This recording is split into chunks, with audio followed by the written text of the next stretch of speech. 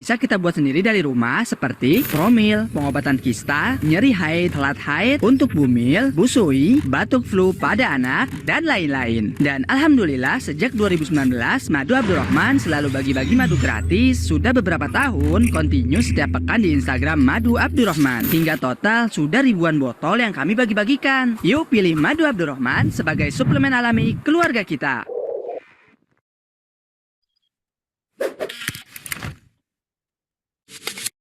Beli madu tapi nggak yakin dengan kemurniannya. Sudah dapat madu murni tapi bingung dosis yang tepat mengkonsumsinya. Atau ada keluarga yang sakit tapi belum ada rezeki untuk dokter? Semua jawabannya ada di Madu Abdurrahman. Madu Abdurrahman menjual madu murni rauhani tanpa pencampuran dan tanpa proses apapun. Bismillah, sejak 2019 sudah terjual lebih dari 20.000 botol dengan ribuan testimoni. Di Madu Abdurrahman, kakak akan kami bantu untuk bisa menggunakan madunya secara tepat. Bahkan kakak bisa lihat di Instagram banyak resep-resep herbal yang ternyata bisa kita buat sendiri dari rumah seperti promil, pengobatan kista, nyeri haid, telat haid, untuk bumil, busui, batuk flu pada anak, dan lain-lain. Dan alhamdulillah sejak 2019 Madu Abdurrahman selalu bagi-bagi madu gratis. Sudah beberapa tahun kontinu setiap pekan di Instagram Madu Abdurrahman. Hingga total sudah ribuan botol yang kami bagi-bagikan. Yuk pilih Madu Abdurrahman sebagai suplemen alami keluarga kita.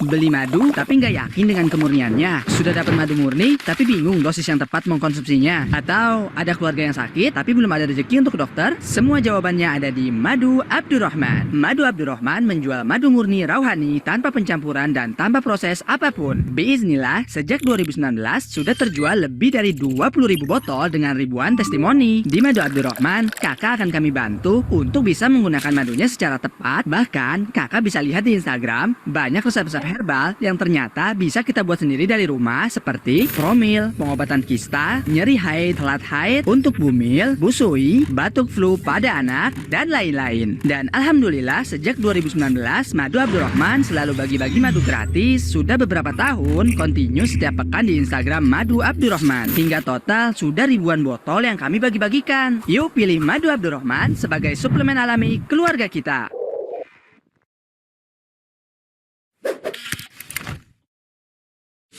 Beli madu tapi nggak yakin dengan kemurniannya. Sudah dapat madu murni tapi bingung dosis yang tepat mengkonsumsinya. Atau ada keluarga yang sakit tapi belum ada rezeki untuk dokter? Semua jawabannya ada di Madu Abdurrahman. Madu Abdurrahman menjual madu murni rauhani tanpa pencampuran dan tanpa proses apapun. Bismillah, sejak 2019 sudah terjual lebih dari 20.000 botol dengan ribuan testimoni. Di Madu Abdurrahman, kakak akan kami bantu untuk bisa menggunakan madunya secara tepat. Bahkan kakak bisa lihat di Instagram banyak resep-resep herbal yang ternyata bisa kita buat sendiri dari rumah seperti promil, pengobatan kista, nyeri haid, telat haid, untuk bumil, busui, batuk flu pada anak, dan lain-lain. Dan alhamdulillah sejak 2019 Madu Abdurrahman selalu bagi-bagi madu gratis. Sudah beberapa tahun kontinu setiap pekan di Instagram Madu Abdurrahman. Hingga total sudah ribuan botol yang kami bagi-bagikan. Yuk pilih Madu Abdurrahman sebagai suplemen alami keluarga kita.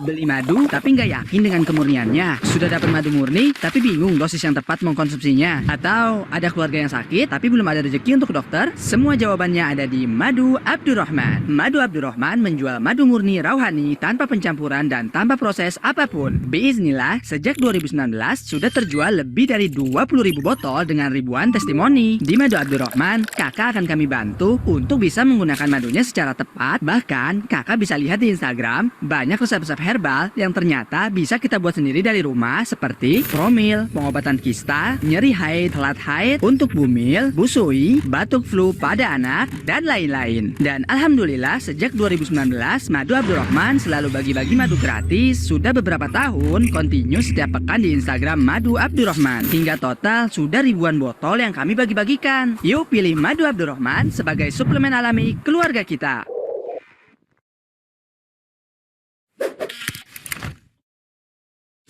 Beli madu tapi nggak yakin dengan kemurniannya. Sudah dapat madu murni tapi bingung dosis yang tepat mengkonsumsinya. Atau ada keluarga yang sakit tapi belum ada rezeki untuk dokter? Semua jawabannya ada di Madu Abdurrahman. Madu Abdurrahman menjual madu murni rauhani tanpa pencampuran dan tanpa proses apapun. Biiznillah, sejak 2019 sudah terjual lebih dari 20.000 botol dengan ribuan testimoni. Di Madu Abdurrahman, kakak akan kami bantu untuk bisa menggunakan madunya secara tepat. Bahkan, kakak bisa lihat di Instagram banyak resep-resep herbal yang ternyata bisa kita buat sendiri dari rumah seperti promil, pengobatan kista, nyeri haid, telat haid, untuk bumil, busui, batuk flu pada anak, dan lain-lain. Dan alhamdulillah sejak 2019 Madu Abdurrahman selalu bagi-bagi madu gratis. Sudah beberapa tahun kontinu setiap pekan di Instagram Madu Abdurrahman. Hingga total sudah ribuan botol yang kami bagi-bagikan. Yuk pilih Madu Abdurrahman sebagai suplemen alami keluarga kita.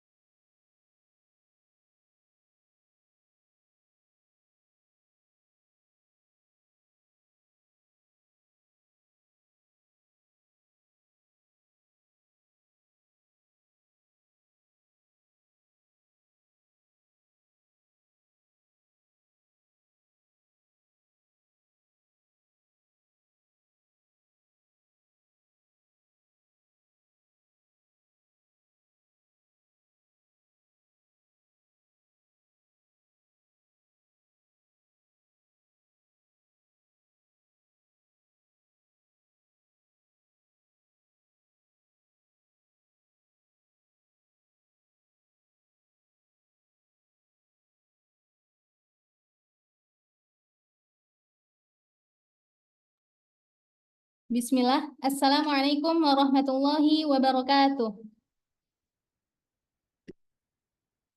Alhamdulillahi ala ihsanih, wa lahu syukru ala taufiqihi wa amtinanih. Wa asyhadu an la ilaha illallah wahdahu la syarikalah. Wa asyhadu anna Muhammadan abduhu wa rasuluh. Amma ba'd. Alhamdulillah, segala puji kami panjatkan kepada Allah Subhanahu wa Ta'ala yang telah melimpahkan nikmat sehingga kita semua dapat berkumpul di sini. Salawat serta salam semoga senantiasa tercurah kepada junjungan kita Nabi Muhammad SAW, para sahabat, keluarganya, serta pengikutnya hingga hari akhir nanti. Sebelumnya perkenalkan, nama saya Zulfa Atifah sebagai moderator pada acara webinar ini. Kami mengucapkan ahlan wa sahlan kepada seluruh peserta webinar Fikih for Life menjadi muslimah cerdas di tengah arus modernisasi. Webinar ini disponsori oleh Madu Abdurrahman dan Jariah Official. Saya akan membacakan susunan acara pada malam hari ini. Yang pertama, pembukaan. Yang kedua, pembacaan peraturan. Yang ketiga, pengenalan Nukta Learn Fiqh. Yang keempat, opening speech oleh Ustadz Musyafi Usman BA. Yang kelima, acara inti yaitu pemaparan materi oleh Ustadz Fadli Ikram LCMA. Yang keenam, sesi tanya jawab. Dan yang terakhir adalah penutup. Mari kita buka acara ini dengan mengucapkan basmalah bersama-sama. Bismillahirrahmanirrahim. Selanjutnya, saya akan membacakan peraturan webinar bagi seluruh peserta. Yang pertama, peserta memakai username Zoom dengan nama asli dan nama lengkap. Yang kedua, peserta menonaktifkan mic dan kamera selama acara berlangsung. Yang ketiga, sesi tanya jawab akan dibuka setelah materi selesai disampaikan. Apabila ada pertanyaan, peserta dapat raise hand atau mengirimkan pertanyaannya melalui kolom chat Zoom. Diharapkan kepada seluruh peserta untuk tidak menyebarluaskan link Zoom dan merecord acara. Seluruh peserta senantiasa menjaga adab-adab di majelis ilmu. Kemudian peserta diwajibkan menjawab soal yang tersedia di Google Form sebagai presensi kehadiran. Yang ketujuh, sertifikat hanya akan diberikan kepada peserta yang mengikuti webinar sampai selesai dan menjawab kuis di Google Form. Kemudian teman-teman, panitia menyediakan 5 hadiah menarik bagi peserta yang membuat resume dan membagikannya di feed Instagram.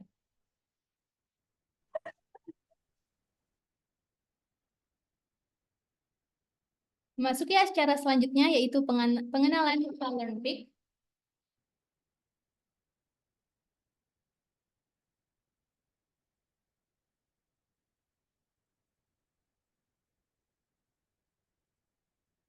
Ya, sebagaimana yang teman-teman ketahui, webinar ini diselenggarakan oleh Nukta Learn Fiqh.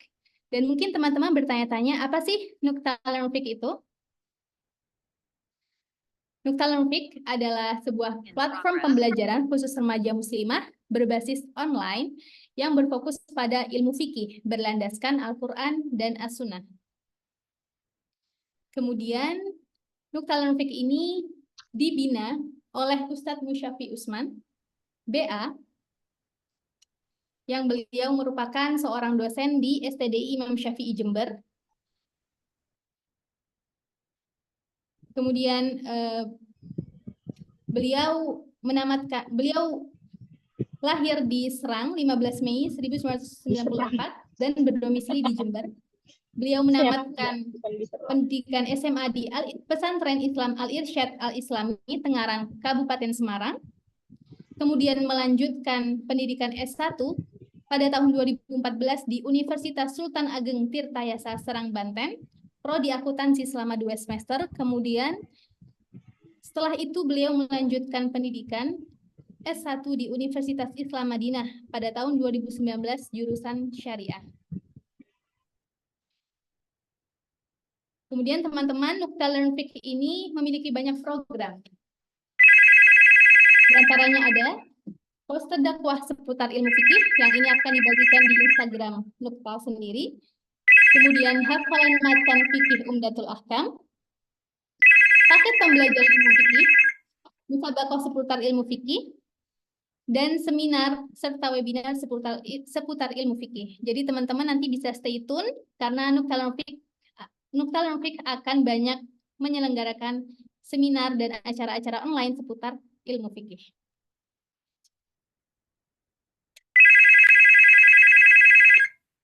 Kemudian Nukta juga memiliki tujuan memberikan pendidikan fikih yang memadai sesuai dengan kebutuhan remaja, membimbing masyarakat dalam memahami dan mengimplementasikan nilai-nilai Islam, mencegah masyarakat dari perilaku menyimpang, serta Nukta berharap agar masyarakat dapat menjadi pribadi yang taat, berakhlak mulia, dan memahami kewajibannya sebagai seorang Muslim. Baik teman-teman, tidak berpanjang lebar, memasuki acara selanjutnya, yaitu opening speech oleh Ustadz Musyafi Usman BA. Kepada beliau kami persilahkan.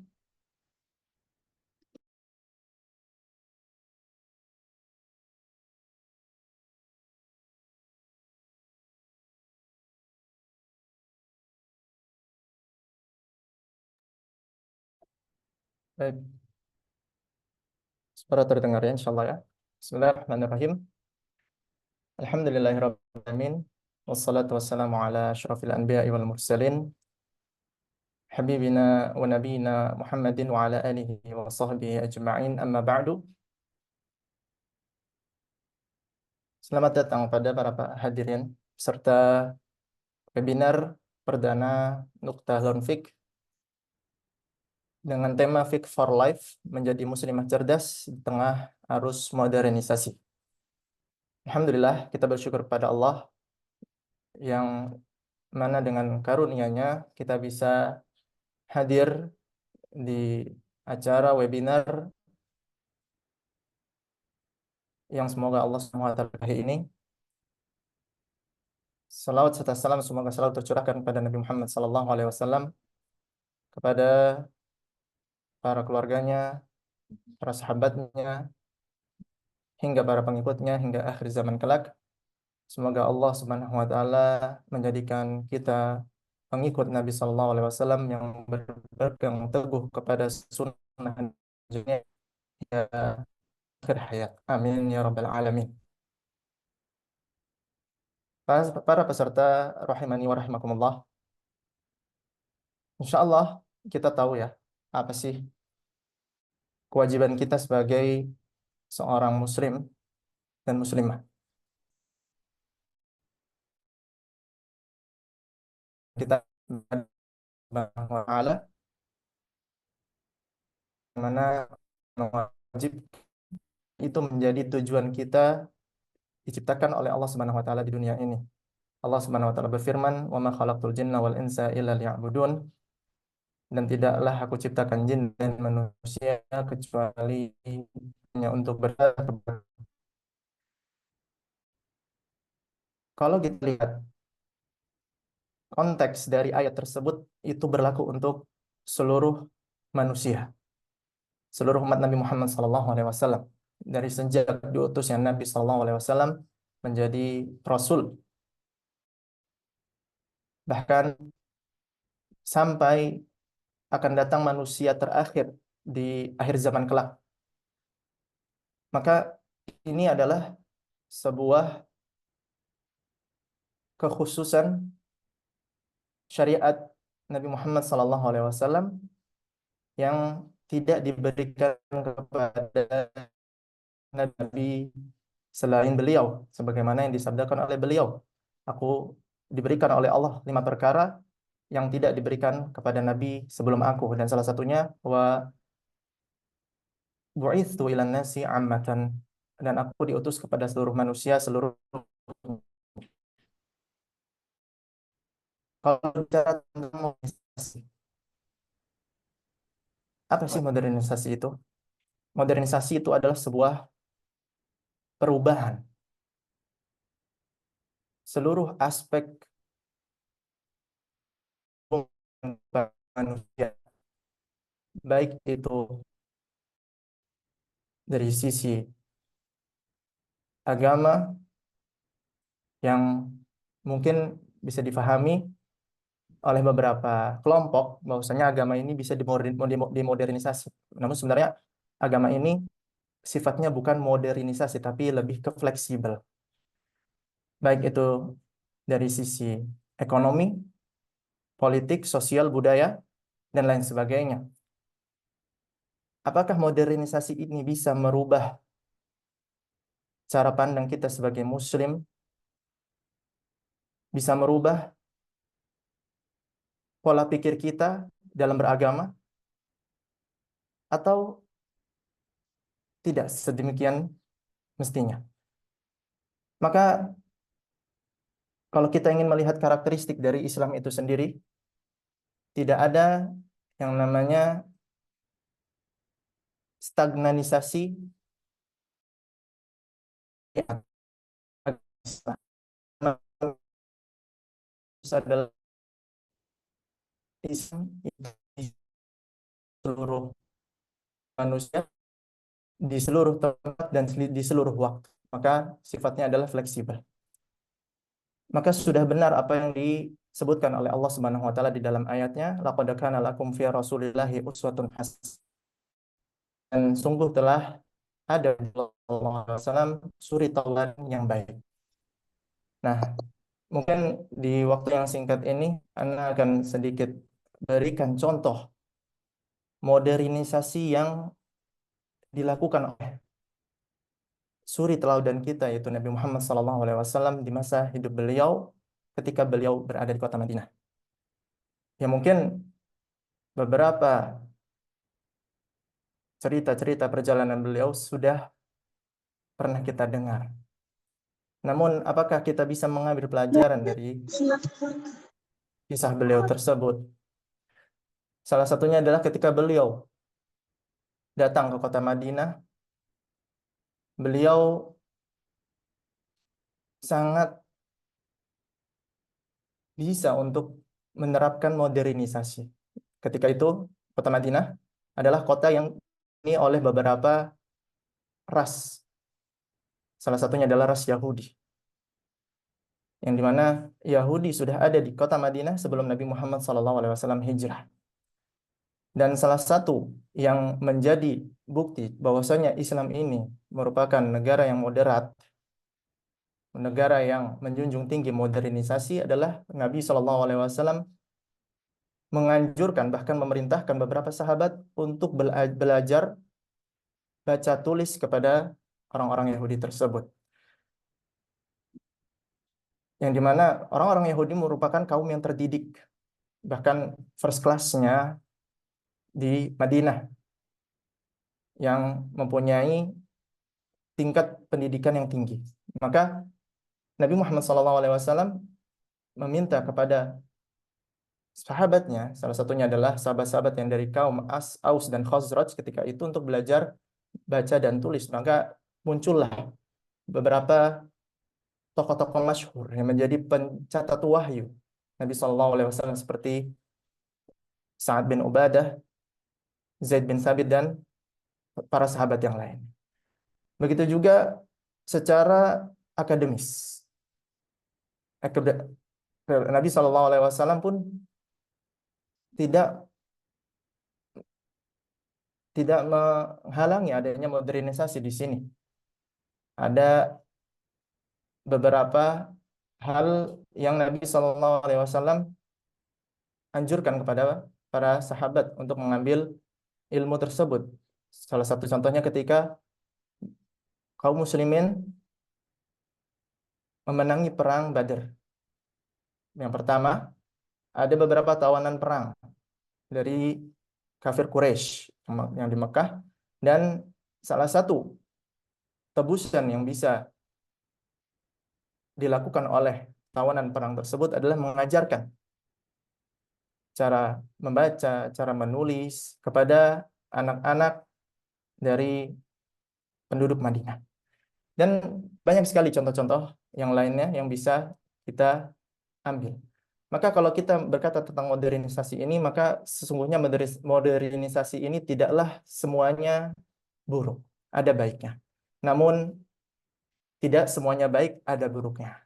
Nah, maka yang menjadi solusi kita untuk menghadapi tantangan arus modernisasi ini adalah kita harus berilmu. Dan salah satu cara yang paling manjur, paling bisa dilakukan oleh kita sebagai muslim adalah belajar. Menuntut ilmu akidah, fikih yang berhubungan dengan kewajiban-kewajiban kita sebagai seorang muslim, bagaimana cara beribadah kita kepada Allah, bagaimana cara beribadah kita kepada Allah Subhanahu wa taala dengan tuntunan Nabi Muhammad SAW dari salat kita, dari puasa kita dan lain hal sebagainya yang itu merupakan menjadi bekal kita untuk bisa mengarungi kehidupan kita baik di dunia maupun nanti di akhirat kelak. Allahu taala alam bisawab, tidak berpanjang lebar, mungkin ini sedikit pembukaan dari Ana. Sekali lagi, ahlan wa sahlan, selamat datang kepada para peserta di webinar perdana Nukta Lunfik ini. Semoga Allah Subhanahu wa taala memberikan taufik keberkahan kepada kita untuk bisa mengambil manfaat yang banyak dari pemateri kita Ustadz Fadli Dzul Ikram hafizahullah taala, dan kita bisa jadikan itu semua bekal di akhirat kita kelak untuk berhadap kepada Allah atau menghadap kepada Allah Subhanahu wa taala. Allah taala bisawab. Kita akan kembalikan ke moderator.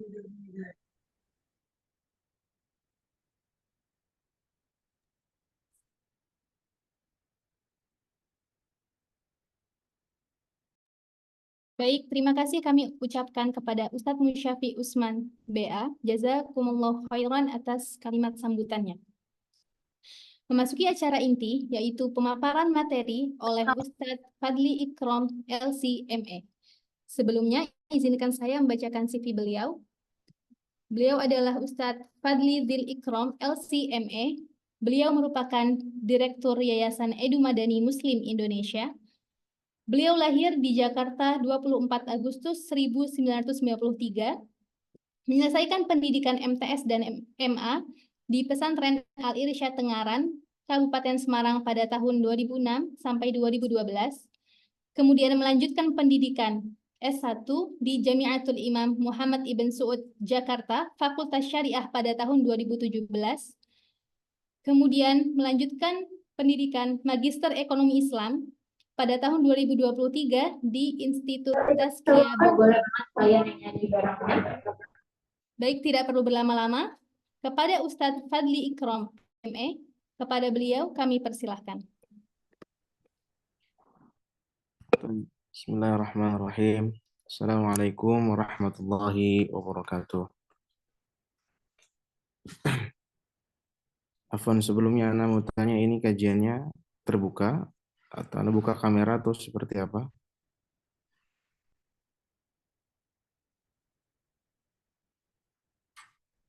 Panitia? Oke, Mas. Ini kajiannya Anda buka kamera, panitia? Nah, Ustaz. Baik.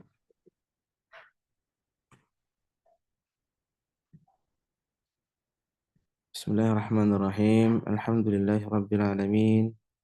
Wa bihi nasta'in wa nusalli wa nusallim wa nubarik ala nabiyyina Muhammad wa ala alihi wa ashabihi wa man tabi'ahum bi ihsanin.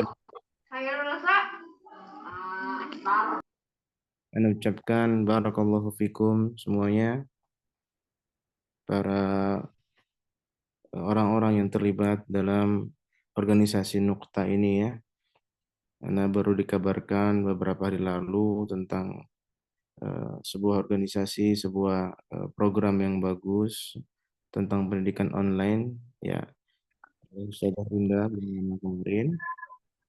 Belum lama juga Ana sebenarnya ziarah ke kampus Antuna semua di STDI Jember ya. Kebetulan Ana juga baru ngeh ternyata Ustadz Musyafi ini adalah teman Ana juga ya, dulu di pesantren sampai Tengaran ya. Insyaallah beberapa waktu ke depan ini Ana usahakan kita sama-sama belajar, kita sama-sama diskusi. Fadhol, silakan jika nanti ada yang ingin menanggapi Ana rasa lebih baik kajiannya terbuka dan saling diskusi, ahlan wa sahlan. Ya. Ana sudah kirimkan juga materi yang telah Ana buat sebagai istilah sebagai pemandu acara. Silahkan panitia jika ingin ditampilkan. Nanti Ana akan berikan apa namanya? Akan memberikan panduan jika harus pindah ke halaman yang selanjutnya. Baik. Di sini kemarin Ana mendapatkan proposal tentang mengkaji sebuah materi, judulnya temanya fikih for life ya, bahasa Inggris ini Masya Allah, kampus STDI pakai bahasa Inggris, pakai bahasa Arab juga. Menjadi muslimah cerdas di tengah arus modernisasi ya. Judul ini kemarin Ana sempat pelajari beberapa saat dan Ana sempat tanya arahnya kemana dan ingin menjadi goals-nya dalam acara ini sebenarnya seperti itu. Sehingga Ana hanya mampu membuat materi yang ringkas insya Allah, tapi insya Allah kita sama-sama belajar dan insya Allah lebih bermanfaat untuk kita semua. Para thalibat ya, para rekan-rekan semua, kaum muslimah dimanapun yang berada. Anda juga sempat tanya apakah ini kajiannya tertutup, ternyata terbuka ya, tidak hanya untuk mahasiswi. Tentu Ana buat juga materinya agar bisa bermanfaat untuk semuanya, tidak hanya untuk para pemuda, ya, tidak para remaja saja, tapi bagi yang sudah berusia pun insya Allah bermanfaat. Ya. Tentang judul yang dibikin, yang diajukan adalah menjadi muslimah cerdas di tengah arus modernisasi. Ya, Ana pahami adalah memang kita sekarang hidup di zaman yang bisa dibilang tadi sudah modernisasi terjadi dalam hidup kita, dalam seluruh aspek kehidupan kita. Sehingga kita sebagai seorang muslim harus aware sama hal ini. Perubahan-perubahan tersebut semakin sekarang, semakin ke sini itu semakin cepat ya.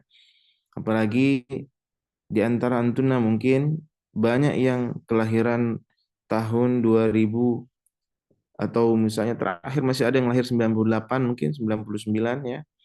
Yang pada hari ini itu menjadi momok atau jadi pembicaraan banyak orang yang disebut dengan generasi Z ya, atau Gen Z gitu ya. Tentu tidak serta-merta tanpa alasan penyebutan itu ada gitu ya. Di antara yang paling sering dibahas adalah generasi Z itu punya karakter yang unik dikarenakan mereka lahir di zaman yang modern. Kenapa? Karena mereka lahir di zaman serba cepat, serba satset lah, istilahnya seperti itu. Sehingga dalam hidupnya, dalam karakternya terdapat dampak dan karakteristik yang berbeda dengan orang-orang yang lahir dari generasi sebelumnya. Ya. Dan tentu kita nggak bahas itu sekarang, tapi intinya modernisasi itu berdampak pada manusia, terutama pada seorang muslim. Sehingga apa yang harus kita aware sebenarnya sebagai seorang muslim gitu ya, khususnya juga sebagai seorang remaja nih, ya antum semua para pemuda dan tentu yang sudah nggak muda juga, anak sebut pemuda aja di sini insya Allah ya, remaja juga. Yang pertama kita harus pahami adalah bahwasanya syariat Islam itu akan tetap relevan hingga hari kiamat. Ya. Tidak seperti syubhatnya orang-orang liberal, bahwasanya agama ini perlu direvisi, Al-Quran perlu diubah, sudah nggak relevan, udah nggak cocok. Tentu ini perkataan yang sangat keji, sangat-sangat pada Allah dan Rasulnya. Kenapa?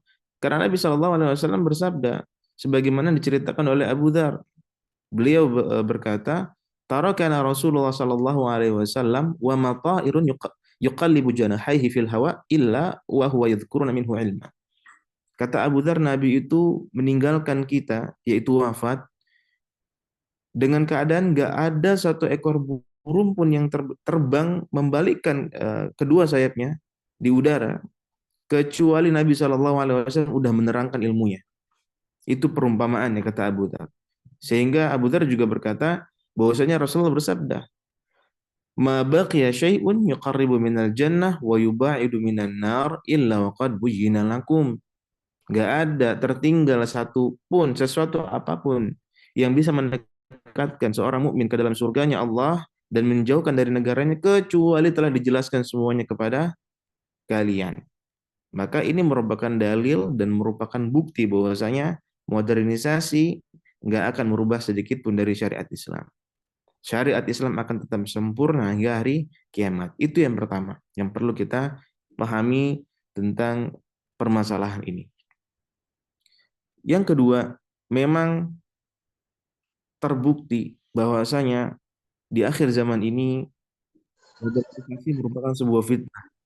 Hakikatnya sebuah fitnah bagi kita semua. Yang tua, yang muda, yang anak-anak, yang orang tua, yang murid, yang guru, semuanya kena fitnahnya. Mengerikan sekali, gitu kan? Sehingga sungguh ketika kita telaah ada satu sabda Nabi Shallallahu Alaihi Wasallam. Satu sabda Nabi ini luar biasa pada hari ini itu terjadi dan itu menjadi sebuah tantangan besar bagi seorang mukmin. Apa hadis Nabi itu? Yaitu hadis Nabi Shallallahu Alaihi Wasallam yang menceritakan, yang menjelaskan tentang ada 7 golongan yang akan dapat naungan dari Allah Azza wa Jalla. Spesial disebutkan 7. Pada hari kiamat nanti di saat tidak ada naungan kecuali naungan Allah. Dan kita tahu hadis ini gitu kan ya. Sab'atun yudhilluhumullahu fi dhillihi yauma la dhilla illa dhilluh. Yang pertama disebut al-imam al-adil.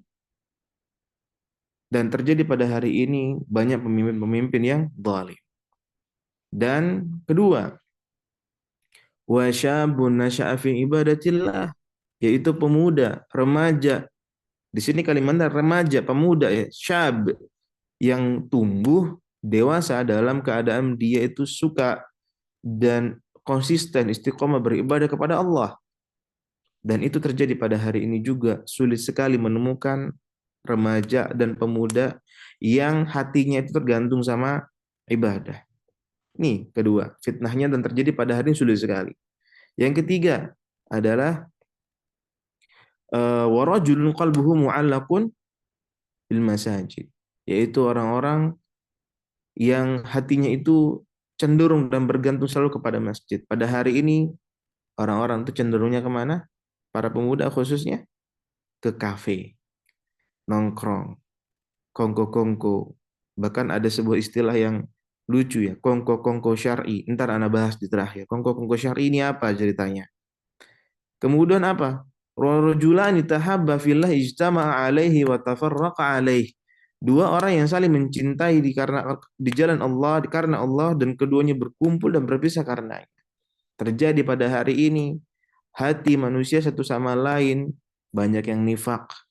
Orang saling berkumpul bukan karena Allah, berteman bukan karena Allah, tapi karena interest yang bermacam-macam. Ya, dan itu menjadi tantangan pada hari ini. Tetap nggak Anda berteman dengan teman Anda memang karena dia memegang agama Allah dengan baik, atau karena memang karena dia banyak uangnya, atau karena hal-hal lain yang sifatnya duniawi. Tanya sama yang hadir pada hari ini, coba. Dari sekian banyak teman Anda, berapa yang Anda anggap teman dan memang Anda pegang teman Anda itu karena Allah? Coba dicek kontak Anda, teman-teman Anda. Ya. Kemudian apa? Dan selanjutnya warajulun da'athum ra'atun dzatu mansibin wa jamal. Yaitu seseorang yang itu di sini disebut orang laki-laki yang diajak berzina sama seorang wanita yang punya kedudukan, cantik, ya, punya semuanya.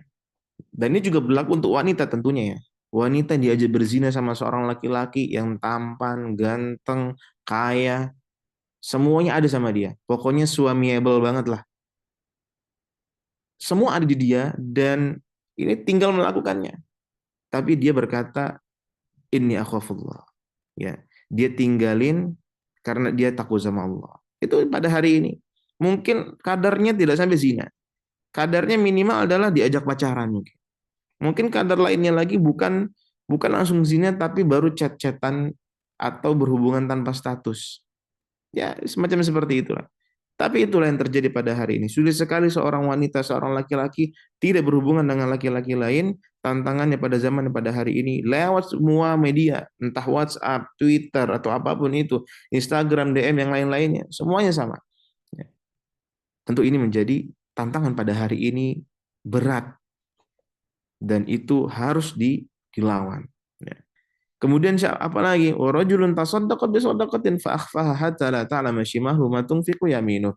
Yaitu seseorang yang bersedekah tapi ia sembunyikan sampai tangan kirinya nggak tahu apa yang disedekahkan tangan kanannya. Hari ini lihat orang-orang berlomba-lomba menceritakan apa yang ia sedekahkan. Ya, kita tahulah di mana-mana anak-anak vlogger ini. Bahkan di sekolah-sekolah sunnah itu udah diajarin semuanya untuk cara jadi konten kreator yang macam-macam lah.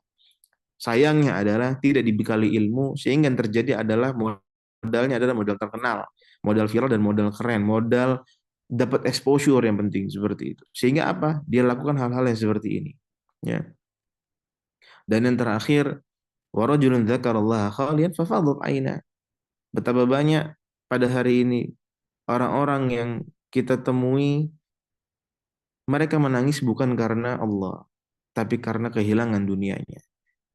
Kapan terakhir kali? Pertanyaannya adalah, kapan terakhir kali kita menangis kepada Allah dalam keadaan sepi, kita meratapi dosa-dosa kita? Tentu ini zaman fitnah pada akhir zaman ini, terutama 6 yang tengah-tengah tadi Anda sebutkan, ini adalah dampak paling nyata dari yang disabdakan Nabi SAW terjadi pada hari ini, di zaman modern sekarang ini. Ya, ini zamannya fitnah. Sehingga Al-Imam Ibnul Qayyim juga mengomentari tentang hadis ini. Apa kata beliau rahimahullah? Idza ta'ammalta sab'atal ladzina yudhilluhumullahu fi dhilli 'arsyihi yauma la dhilla illa dhilluh. Kalau kalian telaah renungi 7 golongan yang dimaksud dalam hadis Nabi yang dinaungi oleh Allah pada hari kiamat nanti, di saat tidak ada naungan selain naungannya Allah Azza wa Jalla, kata beliau, wajadtahum innama nalu dzalika bi mukhalafatil hawa.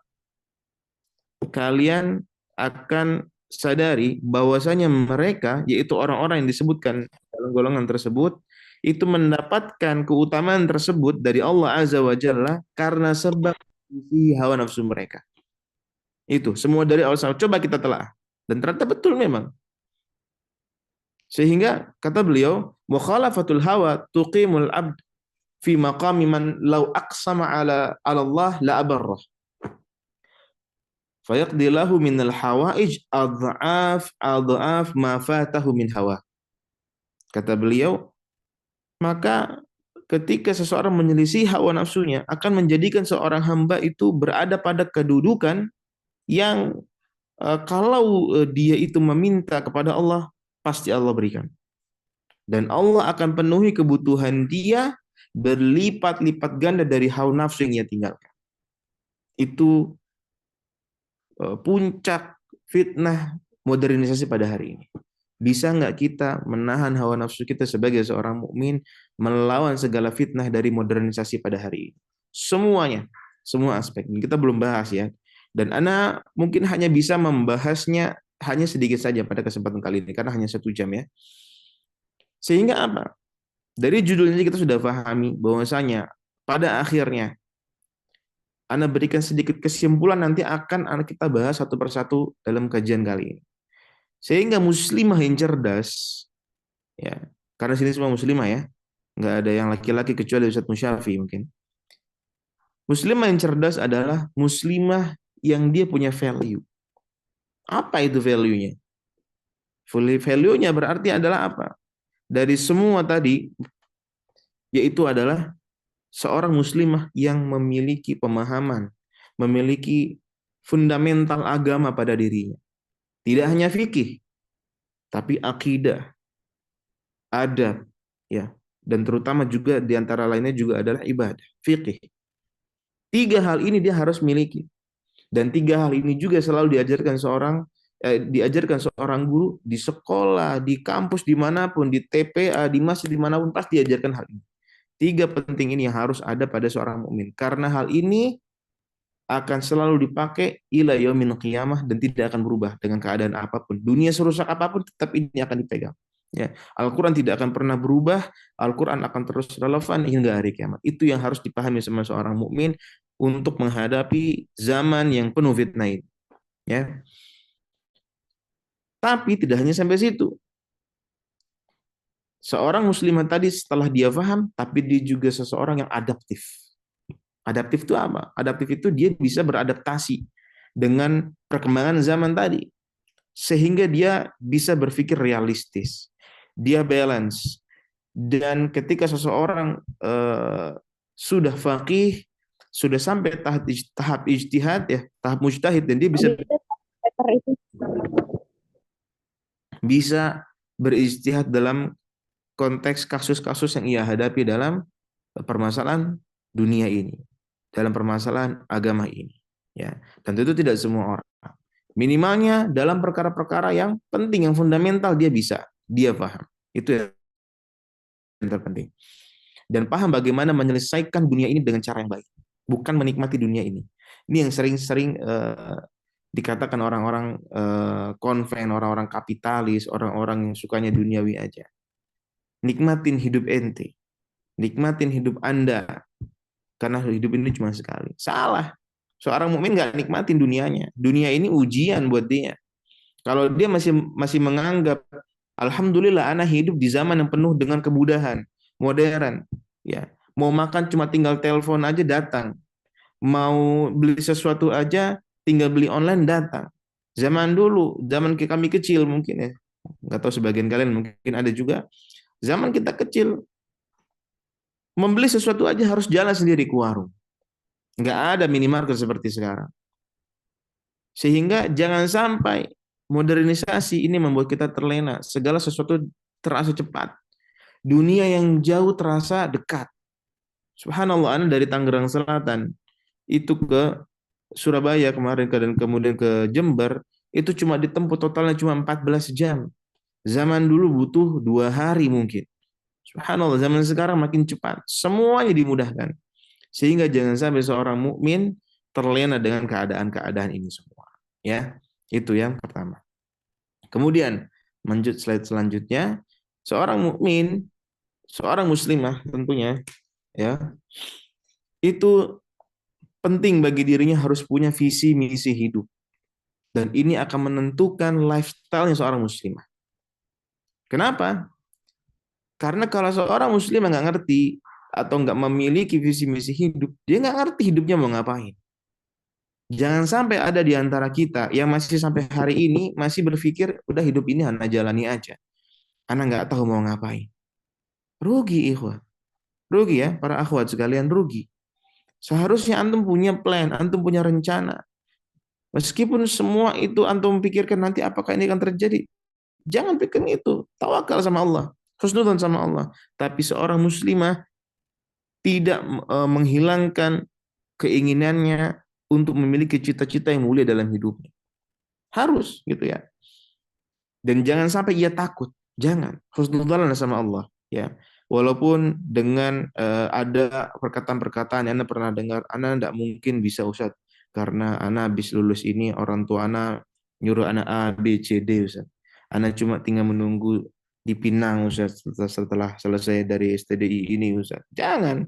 Ya. Cita-citakan hidup dulu, cita-citakan dulu, azam dulu aja, sampaikan nanti suatu saat kepada orang tua. Insya Allah kalau Allah berikan taufik, dan Allah berikan taufik kepada orang tua kalian, insya Allah akan diizinkan. Itu diantaranya. Jangan takut untuk bermimpi. Seorang muslimah tidak takut bermimpi untuk menjadi seorang yang punya value, yang orang yang bermanfaat untuk umat. Gitu, ya. Kenapa? Jangan sampai juga visi misinya melenceng dari visi misi seorang mukmin. Tadi disebut di awal sama Ustaz Musyafi, yaitu apa? Hanya untuk beribadah kepada Allah. Jangan sampai visi misinya justru melenceng. Justru fungsi visi misi itu adalah ketika kita melangkah, pastikan ini sudah sesuai sama visi misi hidup Anda belum. Kalau nggak sesuai dengan visi misi hidup Anda, jangan dilakukan. Karena akan buang-buang waktu. Apalagi melenceng dari jalan Allah, ini akan petaka ini. Apalagi di zaman modern sama seperti sekarang ini, penting sekali. Karena segalanya serba pengen dilakuin. Segalanya seakan segalanya itu serba bagus. Padahal belum tentu. Sehingga kalau kita nggak punya goals, visi misi hidup kita akan bingung, akan susah. akan segalanya tuh kayak nggak jelas hidupnya mau ngapain. Ada yang masih ngerasa hal itu? Ya. Maka coba muhasabah, ya. Dan jangan sampai melenceng. Kenapa? Karena hakikatnya seorang muslimah itu kalaulah dari sisi visi misi, kalau dia mencukupkan sama satu hadis Nabi ini aja, dia bisa masuk surga. Hadis apa itu? Hadis yang menceritakan, yang disampaikan sama Nabi Shallallahu Alaihi Wasallam, seorang muslimah itu bisa masuk surga cuma dengan 4 hal, yaitu apa? Idza shallatil mar'atu khamsaha, jika seorang muslimah, seorang wanita itu sholat 5 waktu, wasamat syahraha, dia puasa Ramadan, farjaha, dan dia menjaga kemaluannya, wa ata'at zaujaha, dan ia mentaati suaminya. Dan yang paling terakhir, yang paling sulit bagi seorang mukmin, seorang muslimah. Qila laha, dikatakan padanya, udkhuli al-jannah min ayyi abwabil jannati syi'ti. Masuk kau ke dalam surga dari pintu mana pun yang kau mau. Ya. Jangan sampai muslimah udah punya privilege dari Allah, yaitu masuk surga lebih mudah dibanding laki-laki. Nggak ada kewajiban mencari nafkah, nggak ada kewajiban A, B, C, tidak ada. Dan tanggung jawabnya jauh lebih kecil daripada laki-laki. Jangan sampai muslimah udah segitu mudahnya masuk surga, masih malah mencari petaka. Akibat nggak punya goals hidup, nggak punya tujuan hidup. Ya. Sebagaimana Nabi juga bersabda dalam hadis Nabi yang diriwayatkan oleh Imran bin Husain, "Ittala'tu fil jannah fara'aitu aktsara ahliha al-fuqara, wa ittala'tu fin nar fara'aitu aktsara ahliha an-nisa." Aku diperlihatkan surga, kata Nabi. Aku melihat kebanyakan penghuninya adalah orang-orang fakir. Dan orang fakir pada hari ini yang lebih selamat. Kenapa? Karena nanti kita akan bahas tentang fitnah dunia dalam harta. Sehingga masuk di logika apa yang disampaikan sama Nabi Shallallahu Alaihi Wasallam. Kenapa? Orang-orang fakir nggak banyak terkena fitnah dunia. Karena dia fakir. Ya, tentu kalau orang yang kena banyak fitnah dunia, orang-orang yang kaya. Dan kata Nabi Shallallahu Alaihi Wasallam, dan aku diperlihatkan neraka, aku melihat kebanyakan penghuninya adalah para wanita. Semoga antunna semua dan kaum muslimin tidak termasuk apa yang disampaikan sama Nabi Shallallahu Alaihi Wasallam.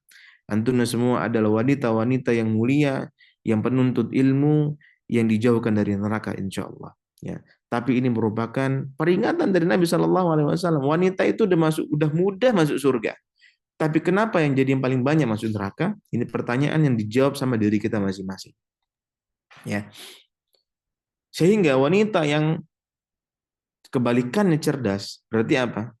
Wanita yang bodoh adalah mereka yang memilih untuk jalan di jalan yang sulit. Ya. Meskipun ada value-nya, tapi dia salah memilih goals dalam hidupnya. Dia sudah berani ambil resiko itu, tapi dia nggak perhatian sama resiko-resikonya.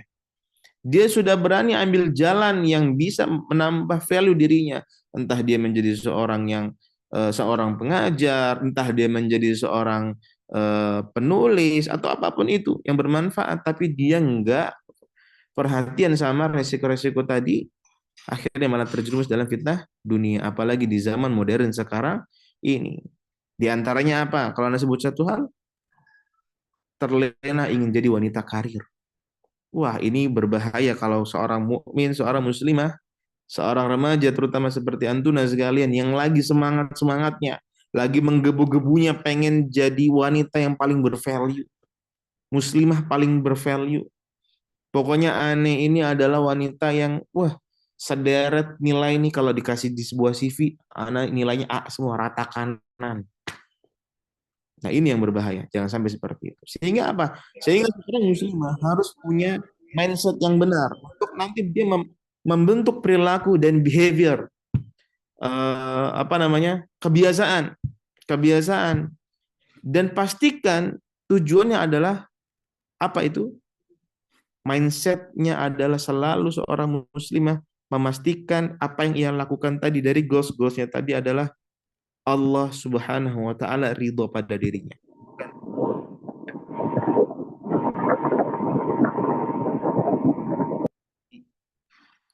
Yang memang makin banyak fitnah, mau itu anak murid, anak muda, orang tua, semua profesi itu semakin banyak fitnahnya. Antum mau pilih jalan yang manapun, dalam kondisi antum sekarang lagi statusnya apapun ya, sebagai seorang yang naik angkot sekalipun punya fitnah di situ. Antum mau transportasi nanti akan ada bahas juga, itu semua ada fitnahnya. Sehingga pastikan yang mau kita lakukan pada zaman sekarang ini, ya, di antaranya adalah fikih tadi menjadi pedoman hidupnya. Pastikan ketika dia tahu ilmunya, pastikan apakah Allah ridho dengan apa yang anda lakukan pada hari ini. Aktivitas yang anda lakukan ini ridho nggak Allah? Pastikan kepada itu, kepada hal itu, bukan kepada manusia, bukan kepada nih orang-orang suka nggak nih.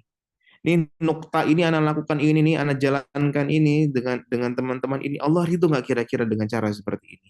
Apakah niat anak justru kepada yang penting nukta ini terkenal, atau kepada semoga nukta ini menjadi di antara salah satu jalan-jalan kebaikan yang Allah bukakan lewat diri anak. Begitu harusnya mindsetnya. Ya.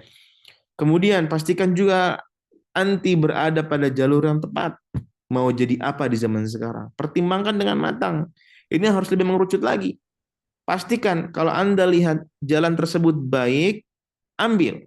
Kalau enggak, jangan sekali-kali berusaha untuk coba-coba dulu. Tinggalkan. Ya. Kalau profesi tersebut misalnya seorang muslimah ingin menjadi seorang misalnya penulis gitu kan. Dapat tawaran jadi penulis, ternyata di tawaran pertama adalah coba tulis cerita dulu.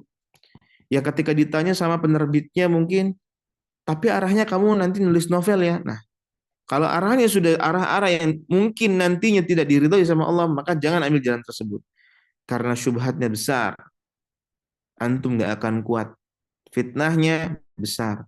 Fitnah terkenal. Fitnah uang, fitnah harta. Ini semua nanti yang akan dihadapi di zaman sekarang. Ya. Karena kenapa? Karena semua sekarang serba cepat. Kalau ada jalan yang cepat gak diambil, seorang akan ngerasa rugi. Wah, ini ada jalan shortcut nih, anak nggak ambil nih. Emang sih, ini mungkin bisa jadi nanti arah-arahnya anak bakal bikin komik malah ujungnya. Malah disuruh bikin ini, bikin itu. Anak desainer ajib, tapi anak disuruh bikin hal-hal yang dimurkai sama Allah. Tinggalkan, ya. Pastikan itu kalau nggak diridhoi sama Allah, tinggalkan, ya. Maka seorang muslimah, anak simpulkan sedikit dalam hal ini, fokuslah sama hal-hal besar dalam hidup kalian. Jangan berfokus justru sama hal-hal kecil, jangan. Jangan sampai kita ini ngelakuin hal-hal kecil yang kita nggak bisa ngelakuin hal-hal besar. Maka pastikan jalur yang diambil tersebut bukan jalur yang lagi, ya coba-coba dulu lah, ya ini sebenarnya cuma ngisi waktu aja. Jangan. Seorang muslim yang punya value, dia udah fokus sama hal-hal besar. Pastikan dia sudah berada pada track yang ujungnya dia tahu mau kemana. Gitu. Ya. Dan seseorang itu tidaklah bagaimana kalimat. Jadi Allah belum tentu membukakan sebuah pintu kebaikan buat seorang mukmin, buat seseorang. Ya. Mungkin hanya dibuka 1-2 pintu saja untuk diri. Nah, ketika tadi kita sudah melihat seorang muslimah sudah melihat pintu kebaikan untuk dirinya itu dibukakan, yang Allah ridho di situ, jangan dia sia-siain. Karena nggak semua pintu kebaikan dibukakan untuk kita. Ada orang yang dibukakan pintu ilmu, nggak dibukakan pintu sedekah. Ada yang dibukakan pintu sedekah, nggak dibukakan pintu salat. Dan begitu di antara kita semua satu sama lain saling berbeda-beda. Maka lihatlah bagaimana Allah memberikan pintu tersebut untuk kita. Di zaman modern ini banyak akan pintu terbuka. Pastikan sortir dulu mana yang nggak Allah ridhoi, jangan diambil. Ketika jalurnya dibukakan sama Allah ada yang baik, ambil jalur tersebut dan sungguh-sungguhlah dalam hal tersebut.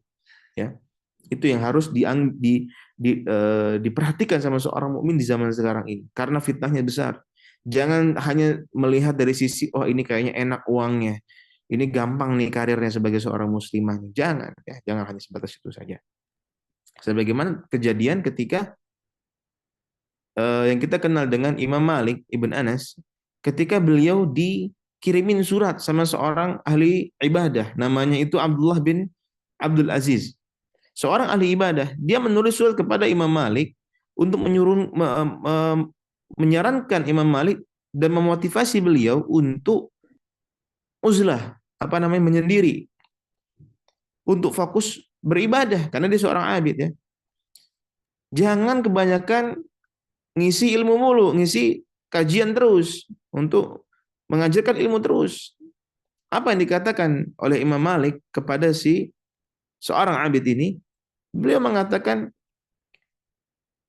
Innallaha azza wa jalla qassamal a'mal kama qassamal arzaq. Sesungguhnya Allah Subhanahu wa taala itu membagi atau menentukan membagikan amal-amal ibadah kepada para hambanya sebagaimana Allah membagikan rezeki kepada hambanya. Maksudnya ada yang dia sebagai pekerja, ada yang pedagang, ada yang dia mendapatkan rezeki dari zakat. Semua orang berbeda-beda. Farubba rajulin futiha lahu fi shalah walam yuftah lahu fi shaum. Bisa jadi ada seseorang yang Allah bukakan di ibadahnya dia di pintu salat, salatnya rajin nggak pernah ninggal, bahkan nafilahnya nggak pernah tinggal. Tapi dia lemah dalam urusan puasa. Dia sulit untuk melakukan puasa sunnah. Sulit ya. Wa akhar futiha lahu fil shadaqah wa lam yuftah lahu fil shiyam, kata beliau. Dan ada yang sebagian yang lain itu dibukakan di pintu sedekah tapi nggak dibukakan di pintu puasa. Ya. Dan kata beliau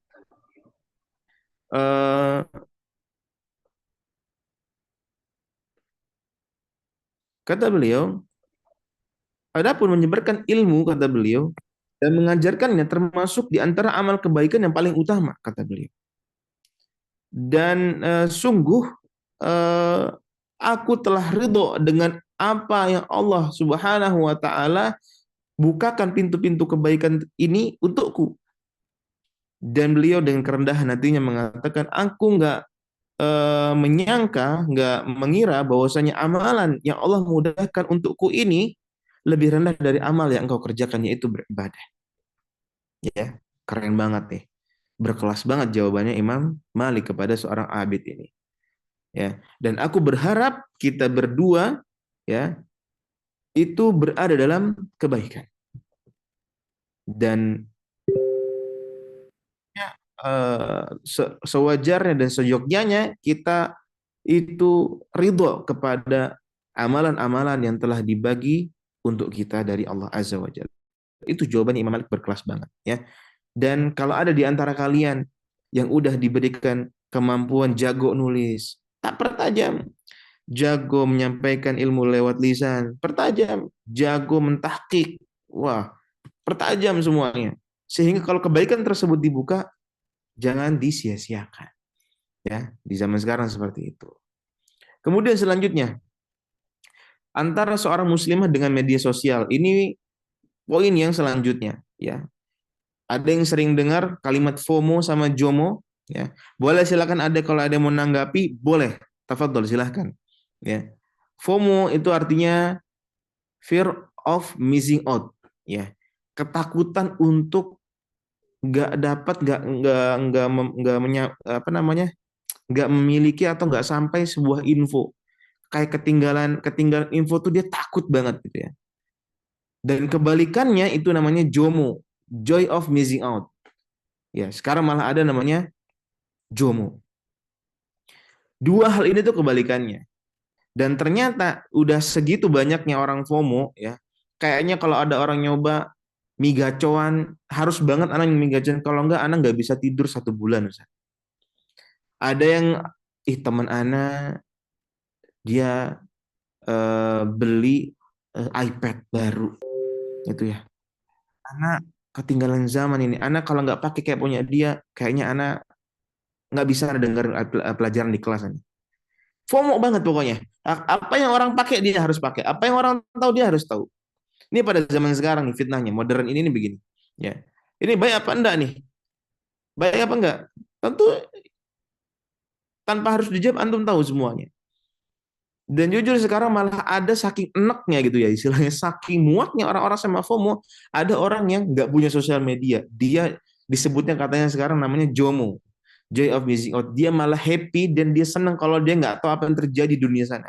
Dia cuma asyik dengan nuntut ilmunya dia cuma asyik sama apa namanya, aktivitas-aktivitas yang dia senangi, ya, nulis kitab, tahqiq kitab, nerjemahin kitab, thalabul ilmi gitu. Sampai dia cuma fokus kepada hal-hal tersebut, dan itu membuat dirinya itu lebih sekarang tuh mengatakannya, anak kayaknya hidup anak lebih bervalue, Ustaz. Karena anak nggak tahu orang ngomongin apa, bisikin siapa, namimah siapa, anak nggak tahu. Hidup anak happy, Ustaz. Alhamdulillah, itu yang bagus, ya. Karena Nabi SAW sudah mengingatkan, min husni islamil mar'i tarkuhu ma la ya'ni.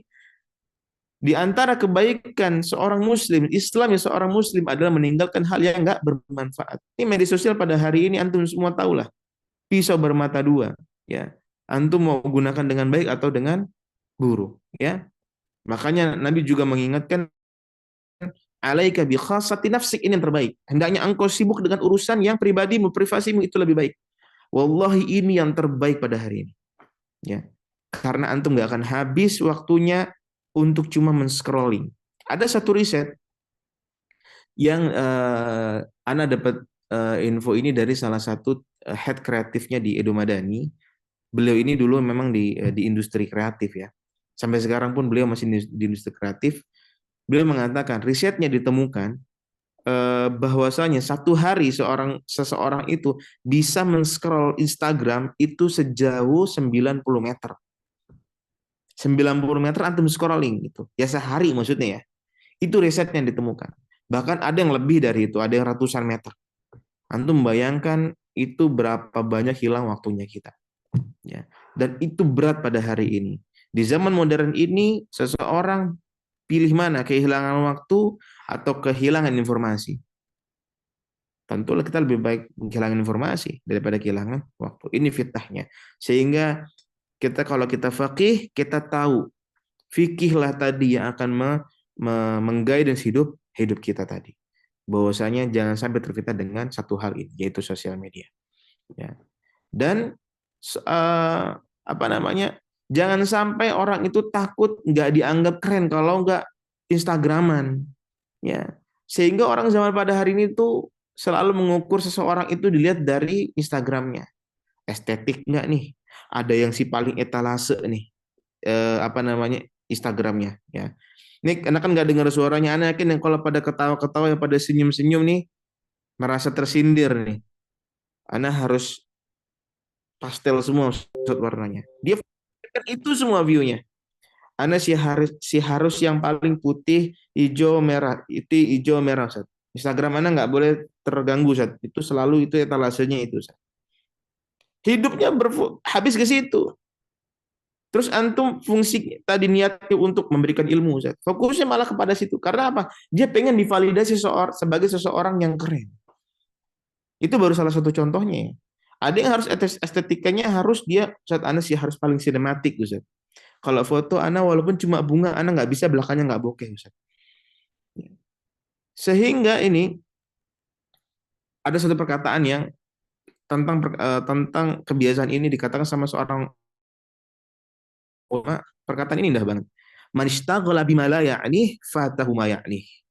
Siapa yang sibuk dengan perkara-perkara yang nggak bermanfaat, tadi itu si paling bokeh, si paling pastel, si paling etalasenya, para ulama apa? Dia akan banyak kehilangan perkara-perkara yang bermanfaat yang luput dari dia. Ya. Maka hindari seorang muslimah di zaman sekarang ini ingin tampil, ingin dikenal, ingin divalidasi. Ini dia harus validasi banget dari sosialnya. Kok ente nggak nge-like foto Ana? Ana udah bikin motion graphic baru tuh. Ana bikin dari apa namanya, videonya Ustadz Syafiq. Kok ente nggak nge-like? Kok ente nggak repost? Semua fokusnya ke sana. Ini fitnah pada hari ini. Ya, tujuan dakwah berpindah menjadi banyak-banyakan view, banyak-banyakan komen, banyak di repost. Jangan. Ini fitnah pada hari ini modernisasi. Ya, yang tujuan awalnya memanfaatkan sosial media untuk berdakwah malah kebalik, malah melenceng. Ya, jangan sampai kita nggak bijak dalam bersosial media. Kemudian apalagi? Sosial media ini juga talbisnya iblis. Itu mengerikan. Iblis itu kalau ngasih talbis itu nggak langsung jebret, nggak mungkin. Langsung ditampar, nggak mungkin. Tapi dikit-dikit, ya. Sehingga akan ada manusia-manusia yang dimudahkan menuju kebaikan-kebaikannya, sehingga ia termasuk dari calon-calon penghuni surga. Tapi ada pula yang dimudahkan menuju keburukan-keburukan, sehingga ia menjadi termasuk dari calon-calon penghuni neraka. Akibat apa? Akibat tadi nggak aware sama talbisnya iblis. Dia ikutin terus tuh, dikit, dikit,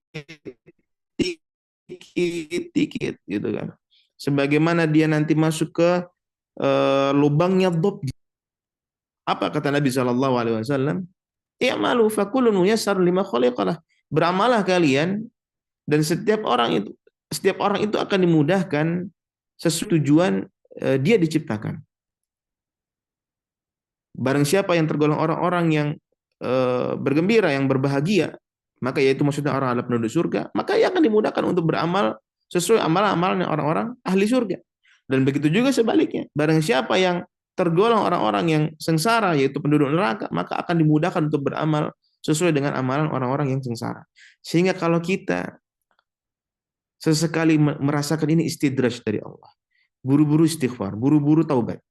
Karena bisa jadi kalau enggak, kita akan terlena dengan talbisnya tersebut. Ini di zaman modern ini bias. Ya, kita harus cerdas seorang muslimah menghadapi talbisnya iblis di zaman modernisasi ini. Ya. Dan Nabi Shallallahu Alaihi Wasallam juga bersabda, Inna minan nasi mafatiha lil khair wa maghaliqa lil syar. Wa inna minan nasi mafatiha lil syar wa maghaliqa lil khair. Sesungguhnya di antara manusia itu ada yang menjadi kunci-kunci, yaitu pembuka pintu kebaikan, dan gembok-gembok, penutup-penutup pintu keburukan. Dan ada juga di antara manusia yang kebalikannya, menjadi kunci-kunci dan pembuka pintu keburukan dan menjadi penutup pintu kebaikan. Maka kata Nabi, fatuba liman ja'alallahu mafatihal khair ala yadayhi wa wailun liman ja'alallahu mafatihal syarri ala yadayhi.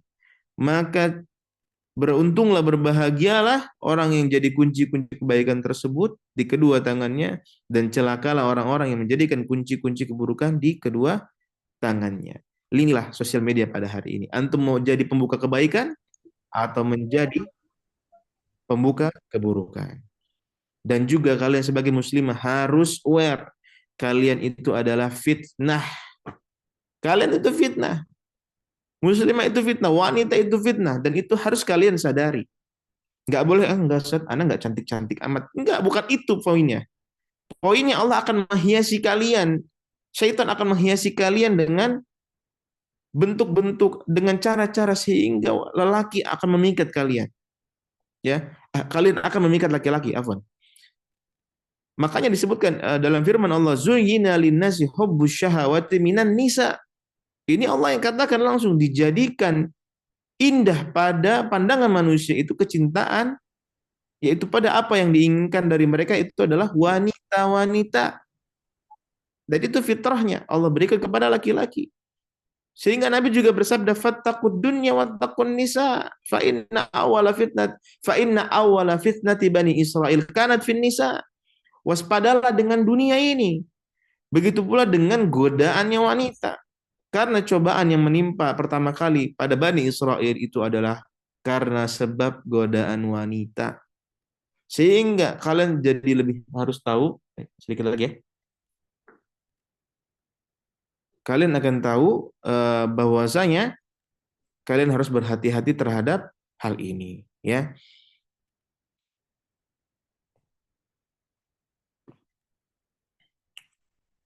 Dan para muslimah sekalian, kalian yaitu para wanita, Allah menciptakan kalian itu dengan fitrah yang spesial, punya keunikan. Dan luar biasanya, keunikan itulah yang membuat kalian menarik, hebat, tangguh, lembut, penyayang. Kalian itu perlu dilindungi dan dinaungi. Malu pemalunya. Dan fitrah-fitrah ini jangan sampai yang Allah udah berikan kepada kalian, kalian justru malah rusak dengan akibat perbuatan-perbuatan kalian tadi. Ya. Akibat sosial media wanita sekarang jadi nggak punya malu. Yang dulu yang dikit-dikit pertama dia anak malu, saya tanam mungkin ya buku dulu lah, buku di foto. Lama-lama buku plus pulpen dan tangannya. Tangannya selengan. Ntar lama-lama di belakang apa namanya jilbab. Ntar lama-lama dari belakang pakai tas masuk ke kelas STDI. Ntar lama-lama mundur lagi. Ya udah, kalian yang lebih tahu. Itu fitnah ya pada hari ini. Ya. Fitnah modernisasi pada hari ini yang jangan sampai justru merusak fitrah kalian sebagai seorang wanita. Ya. Saking mengerikannya dikatakan sama Nabi ya, wanita ini dengan keunikan-keunikan tadi dikatakan sama Nabi, ma ra'aitu min naqisati aqlin wa dinin adhaba li lubbir rajul al-hazim min ihdakunna ya ma'syaran nisa. Aku nggak pernah lihat ada orang yang kurang akal dan agamanya, tapi mampu loh, bisa loh menghilangkan keteguhan lelaki yang kuat, yang teguh, yang serba keras melebihi kalian para wanita. Ya, dan itu wakil terjadi apa yang disampaikan sama Nabi Shallallahu Alaihi Wasallam. Maka berhati-hatilah kalian. Jangan anggap enggak sana cuma segini, nggak akan ada yang terfitnah. Jangan. Sosial media ini ngeri, ya. Jangan sampai kalian bermudah-mudah hal seperti itu. Jangankan antunna. Ya, orang yang sudah suami istri aja, kalau coba tanya yang udah menikah, ya. Kalau yang perempuan sudah menikah, mau suami sehebat apapun, kalau perempuan istrinya ngambek, dia kalah. Dia kalah. Pasti bilang, iya sayang, iya dek. Pasti. Tanya Ustadz Musyafi. Ya, Ustadz Musyafi pasti begitu juga kalau sama istrinya, ya. Maka tentukanlah kalian, diri kalian itu mau jadi perhiasan dunia atau fitnahnya dunia. Ya. Karena kata Nabi, ad-dunya mata wa khairu ad-dunya mata wa khairu mata'id dunya al-mar'ah as-salihah. Dunia itu perhiasan, dan sebaik-baik perhiasan dunia adalah wanita salihah. Kalian itu udah perhiasan. Jadi nggak usah dipampang-pampang, kalian tetap udah perhiasan. Justru kalau perhiasan yang bagus, dia nggak diumbar-umbar, pasti akan disimpan. Mahal dia. Yang paling mahal pasti di berangkas. Nggak bakal di etalase paling depan. Yang etalase paling depan KW. Makanya tanya, antum wanita KW apa wanita asli? Nah itulah seorang muslimah menghadapi media sosial ini. Kemudian selanjutnya muslimah dan tren pada hari ini. Ya. Tren-tren pada hari ini Anda sebutkan sedikit aja di antaranya. Yang menjadi fitnahnya pada zaman modern sekarang ini. Dan kalau seorang muslimah nggak berilmu, nggak fakih, otaknya nggak ngerti agama, maka dia akan tergelincir dalam hal ini. Di antara yang pertama, pakaian syar'i tapi modis. Ini banyak banget pada hari ini, ya. Nggak perlu Anda sebut mereknya. Antum pun mungkin paling hafal. Anda bahkan bisa sering ditanya tentang hal ini, bisa hafal Anda merek bajunya. Tapi yang jadi poin adalah bukan kita pedulikan tentang apa fitnah yang terjadi.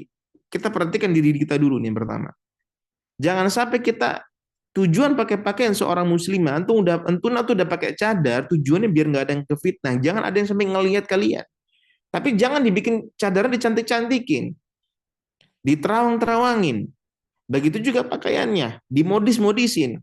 Mau pakai syar'i, tapi modis, trendy. Ingin tampil cantik. Ini nggak ketemu ini korelasinya, nggak ada ini bertabrakan. Siapa yang masih seperti ini? Coba muhasabah deh. Tujuan pakai pakaiannya apa? Ya, jangan sampai terkena syubhat-syubhat yang seperti ini. Bahkan ada yang sampai zaman sekarang itu yang pakai jilbab segi 4 tapi panjang. Wahai para muslimah, antuna itu semuanya, semua tubuh kalian itu aurah ya. Sehingga kalau kalian terperlihatkan pakai jilbab yang pendek sebelah sininya, ya, jilbabnya panjang sampai bawah, tapi sininya kebuka. Sama aja antum kayak laki-laki, antum pakai lengan seperti ini. Ini aurat juga ini kalau kebentuk seperti ini, itu jadi tasyabuh sama laki-laki. Jangan bermudah-mudah dalam hal seperti ini, ya. Ada yang modis bentuk pet jilbabnya atau cadarnya macam-macam sekarang. Antum tahu nggak banyak laki-laki yang jahat, banyak yang justru mereka ngincer oleh perempuan-perempuan yang seperti ini. Dia nggak doyan dengan perempuan-perempuan yang buka aurat, nggak dia. Dia suka yang model perempuan seperti ini, yang pakai jilbab tapi tetap cantik. Jangan sampai seperti ini. Dan itu ada yang terjadi seperti itu, laki-laki yang hatinya sakit. Antum mau? Tentu tidak ada yang mau pastinya, ya. Karena kata Nabi Shallallahu Alaihi Wasallam, Nabi bersabda, ada dua golongan dari penduduk neraka yang belum pernah aku lihat, kata Nabi. Ya, karena terjadi pada hari ini nih. Yang pertama, yang kedua aja langsung, yaitu para wanita yang berpakaian tapi telanjang, berlenggak-lenggok, kepala mereka seperti punuk unta yang miring. Terjadi nggak seperti pada hari ini? Terjadi. Ya, udah kayak Monas. Anda nggak tahu tuh udah es krim kon atau apa bentuknya ke atas seperti itu. Wakil loh yang terjadi apa Nabi Shallallahu Alaihi yang dikatakan sama Nabi Shallallahu Alaihi Wasallam. Semoga di antara antum tidak ada yang terkena fitnah ini. Ada lagi apa? Nongkrong. Ada sebutannya kongko-kongko syar'i. Jadi nongkrongnya di kafe yang biasa didatangi sama anak sama muslimah-muslimah. Padahal fitrahnya seorang muslimah itu adalah waqarna fi buyutihin. Sukanya di rumah. Kalau antum suka ngobrol, ngobrol aja di rumah tertutup. Jangan di hadapan umum. Ini merusak fitrah kalian. Dan ini pada hari ini terjadi. Ya. Ada juga fitnah tentang transportasi.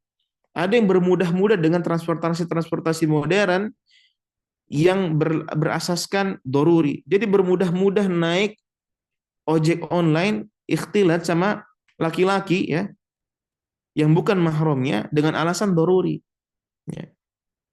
Maka pernah ada yang mengatakan seperti ini. Kalau ada antum datang ke kajian, Anda pakai logika nih. Ada yang ansat anak kalau ke kajian Anda nggak bisa jauh, Anda harus pakai Gojek, Ustaz, pakai ojek online. Karena doruri saat ini. Anda nggak ada. Kalau Anda pakai kendaraan umum, Anda nggak nyampainya 1 jam. Ya, bermudah-mudahan hal seperti ini. Coba tanyakan. Kalau antum ditanya sama ustadznya, anti nggak usah pakai naik ojek. Anti anak gonceng aja sama ustadznya. Insya Allah anak nggak akan pegang-pegang anti, nggak akan. Anak juga jaga jarak. Mau nggak tuh perempuannya kira-kira? Jangan usah dijawab, ditulis ya. Jawab sama diri sendiri. Pasti nggak mau lah jelas. Maka ini sebenarnya jangan sampai di zaman-zaman modern ini semuanya modernisasi ini sedikit demi sedikit menggerus semua fitrah seorang wanita yang harusnya malu, nggak suka terlihat, nggak suka dilihat, malah kebalikannya. Ya, ingat, syaitan itu pandai mengelabui manusia. Ya, di antaranya apa? Berkomunikasi dengan lawan jenis. Ya, di sini ada yang namanya ta'aruf modern zaman sekarang ini. Bermudah-mudah. Sebentar, apa ini? Tinggal berapa menit? 8 menit lagi, baik. Anda percepat ya. Laki-laki zaman sekarang ini jago basa-basi, modusnya banyak banget ya. Hati-hati. Banyak hubungan yang terlarang disebabkan permasalahan hubungan-hubungan yang sebenarnya mainstream di antara tulab sama talibat, sesama BEM, sesama satu fakultas. Awalnya cuma chat dikit-dikit, lama-lama ya seperti itu. Walaupun Anda nggak pacaran, Ustaz. Iya, antum nggak pacaran, tapi hahaha emotikonnya macam-macam. Kemudian saling memberikan informasi yang sebenarnya nggak perlu diketahui sama lawan jenisnya. Ya, kalian harus tahu bahwasanya kalian itu fitnah, itu yang harus dipahami. Ya, kata Nabi, mataraktu ba'di fitnatan hiya adarru 'ala rijal minan nisa. Aku tidak meninggalkan satu fitnah yang lebih berbahaya bagi kaum lelaki selain wanita. Jangan bermudah-mudah dengan ta'aruf modern sekarang ini. CV dibubar kemana-mana. Ya, pernah Anda dapatkan dulu zaman dulu itu. Nih siapa yang mau nikah? Nih CV-nya. Pertanyaannya, CV bisa disebar mudah seperti ini. Apakah dia nggak mikir? Ini CV berhentinya kapan? Bisa jadi 5 tahun kemudian masih disebar ini CV. Karena kan nggak tahu yang dapat infonya siapa. Terus yang dapat suaminya gimana? Loh, ini kok istri Anda disebar-sebar? Hati-hati. Hati-hati di zaman sekarang. Jangan bermudah-mudah dalam hal seperti ini. Ya. Kalian itu mulia dan terhormat. Jangan jadi murahan dengan cara seperti ini. Ya. Apalagi dengan cara-cara yang shortcut. Biar gampang dapat jodoh. Jangan. Insya Allah akan datang kok jodoh yang mulia, yang sesuai dengan harapan kalian. Ya. Lelaki yang soleh hanya untuk wanita soleh. Wanita soleh hanya untuk lelaki yang soleh. Insya Allah seperti itu. Ya. Jangan tergesa-gesa. Jangan tergesa-gesa. Ada satu perkataan Ana pernah diajarkan sama salah seorang guru Ana dulu ketika di pesantren. ketika nyantri, beliau bilang, jangan buru-buru. Kata beliau perkataannya, sering dikatakan sama para ulama, man istajala syai'an qabla awanihi uqiba bihirmanih. Siapa yang istajal terburu-buru dalam segala sesuatu yang sebelum dia ingin lakukan sebelum waktunya, artinya memang waktunya Allah belum tentukan dia dapat jodoh, uqiba bihirmani. Dia bisa jadi dihukum, diberikan hukuman dengan dengan cara dia diharamkan dari perkara tersebut. Waliyadzubillah.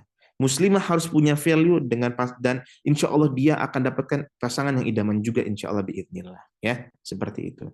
Dan fitnah yang terakhir di akhir zaman itu adalah tentang harta. Zaman sekarang di modernisasi ini tentu banyak di kajian dibahas tentang fikih muamalat kontemporer, ya. Ini fitnah yang terakhir yang harus dijaga dan diperhatikan sama seorang muslimah karena kalian nantinya akan mengelola harta suami. Maka penting bagi kalian untuk memahami fikih-fikih muamalat. Apalagi yang dia pedagang, wajib harus ngerti apa itu riba, mana ini yang bai'ul ina, mana yang ijarah, mana mudharabah, mana murabahah. Semua dia harus paham kalau dia mau jadi pedagang. Ya. Kata Nabi Shallallahu Alaihi Wasallam, Inna likulli ummatin fitnah, wa inna fitnata ummatil mal. Sesungguhnya setiap masing-masing umat itu ada fitnahnya, dan kata Nabi, fitnah bagi umatku adalah harta. Dan terbukti pada hari ini apa yang disabdakan sama Nabi, la ya'tiyanna 'alan nasi zamanun la yubalil mar'u bima akhadhal mal amin halalin amin haram. Akan datang pada nanti suatu masa yang manusia itu udah nggak peduli lagi dengan cara apa dia menghasilkan harta, apakah dari sesuatu yang halal atau yang haram, termasuk apa yang ia makan, yang ia transaksikan, dia nggak tahu, dia nggak peduli itu halal apa haram, dia nggak peduli, apalagi itu syubhat tuh nggak peduli. Padahal setiap yang ia makan, bahkan kalau kalian nanti sudah menikah, harta yang didapatkan oleh suami kalian, pastikan itu sesuatu yang halal. Ingatkan suami, nggak apa-apa nasihati suami berkala ya dengan cara yang baik tentunya. Mas, ini harta yang halal. Mas selalu cari yang halal ya. Insya Allah aku ridho dengan yang sedikit, yang penting halal. Aku bahagia bersamamu Mas, walaupun kita cuma dapat rezeki yang seadanya, tapi itu halal dan diberkahi sama Allah. Kita cari berkahnya ya Mas. Seperti itu seorang muslimah. Ya, karena seluruhnya akan dia pertanggungjawabkan di hadapan Allah Azza wa Jalla. Jangan mudah tergiur dengan promo, tapi ternyata itu adalah caranya syaitan memberikan jalan riba. Jangan tertipu di zaman modern ini dengan label-label syariah. Bahkan ada kalimatnya sunnah. Ya, semua disunahin.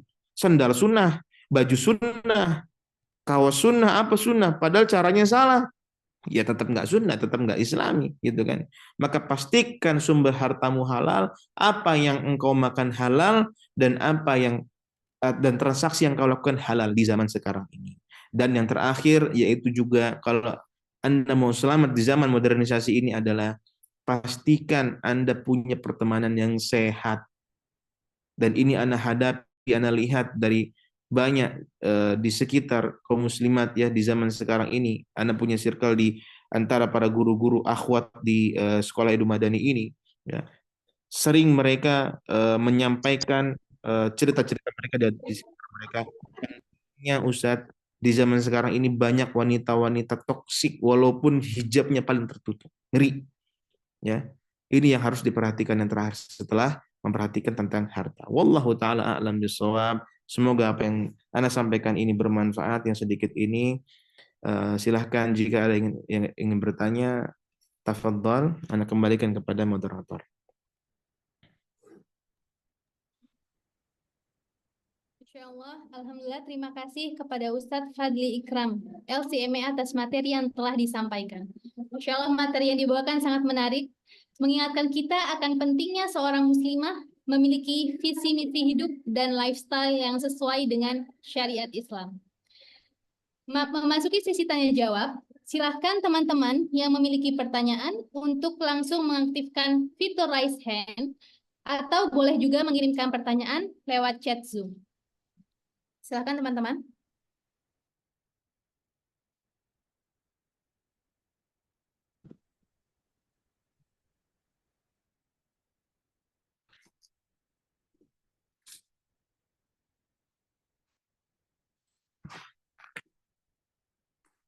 Oh, insya Allah. Kalau ada pertanyaan, aneh nanya mungkin kali ya.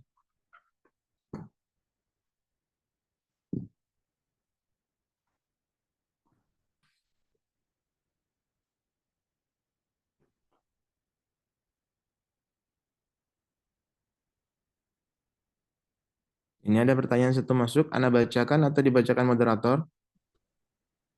Baik Ustadz, ada pertanyaan yang masuk. Dari Dara Ayu, Afwan Ustadz, apa standar yang menunjukkan bahwasannya seorang wanita itu sudah dikatakan pantas menikah? Silakan bisa dijawab Ustadz. Barakallahu fikum. Barakallahu fiik.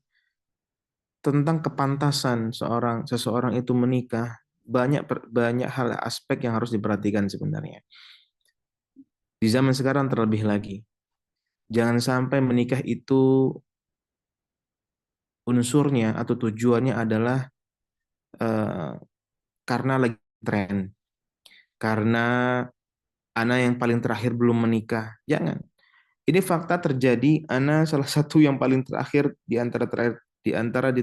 teman-teman Ana ketika di kuliah kampus yang menikah. Bahkan Ana menikah setelah lulus. Di saat teman-teman Ana di kampus itu banyak yang sudah pada menikah, bahkan anaknya udah pada SD, Ana belum menikah. Ya, ternyata memberikan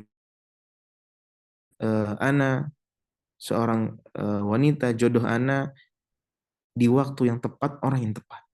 Itulah doa yang harus dipanjatkan sama seorang muslimah, seorang mukmin dan mukminah. Ya, dan berdoa kepada Allah, ya Allah, berilah aku kepantasan untuk menikah dari seluruh aspek. Ya, kalau Nabi mengatakan man istata'a minkumul ba'a falyatazawwaj. Siapa di antara kalian yang sudah mampu untuk menikah, memberikan nafkah dan semuanya mampu mengerti tentang ilmu fikih pernikahan. Ya, fikih pernikahan ini luas sekali, banyak sekali. Dan itu harus ia pahami dulu, belajar dulu. Ya, bahkan kalau dia bisa mendalami tentang karakter seorang laki-laki, laki-laki memiliki karakter seorang perempuan, itu lebih bagus lagi. Dia paham kitabnya para ulama sehingga dia memiliki kepantasan untuk menikah. Ya, karena seorang muslimah tidak hanya membutuhkan ilmu duniawi akhirat saja, tapi duniawi juga dia harus memilikinya. Ya, dia harus bisa masak juga, dia harus bisa mendidik anak ya. Terutama yang paling sering Anda lihat di zaman sekarang ini dilalaikan sama seorang mukmin adalah ketika dia mau menikah, dia cuma ingin happy-happynya aja, seperti cerita di kebanyakan orang yang dibawakan orang indahnya. Dia nggak tahu sebenarnya pernikahan itu apa. Dia nggak ngerti kedewasaan dalam pernikahan itu apa. Itu harus dia pahami dulu semuanya ya, pelajari, dan insya Allah banyak dari para asatidah yang membuka daurah-daurah tentang persiapan pernikahan yang sangat komprehensif ya, menyeluruh. Itu harus dipahami. Jadi menikah itu tentang seseorang itu sudah dewasa, sudah pantas belum, itu dia sendiri yang paham sebenarnya. Karena dia akan tahu bagaimana jalan hidupnya. Mana yang dirinya masih kurang, ya harus pedalami ya. Tentu tolak ukurnya nggak mungkin ditolak ukur sama Nabi soalnya kamu pantas, kamu tidak pantas, tidak ya.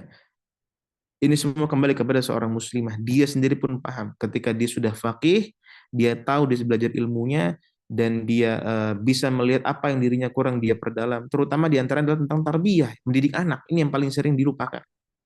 Karena nanti dia akan punya anak, dia harus ngerti cara mendidik anak. Dia harus ngerti bagaimana anak kecil, anak yang sudah dewasa, remaja, anak yang sudah beranjak nanti mau dinikahkan sama dia, harus ngerti hal itu semua. Ya, kalau dia nggak bisa mempelajari semuanya, minimalnya bertahap dia pelajari. Ya, wallahu taala alam. Insya Allah jazakumullah khairan atas jawabannya Ustadz. Kemudian kita beralih ke penanya selanjutnya dari Ukti Alma Hernanda. Afwan Ustadz, bagaimana cara agar menjauhi dari lingkungan yang toksik, namun tidak ingin putus hubungan dengan orangnya? Lalu ini juga ada pertanyaan yang mirip juga Ustadz dari Ukti Yai. Bagaimana kalau sudah terlanjur di dalam lingkungan toksik, tetapi masih meninggalkan bekas luka kecewa, bahkan ketika mengingat bisa timbul benci dan dendam. Apa yang harus dilakukan, Ustaz? Masya Allah. Barakallahu fikum.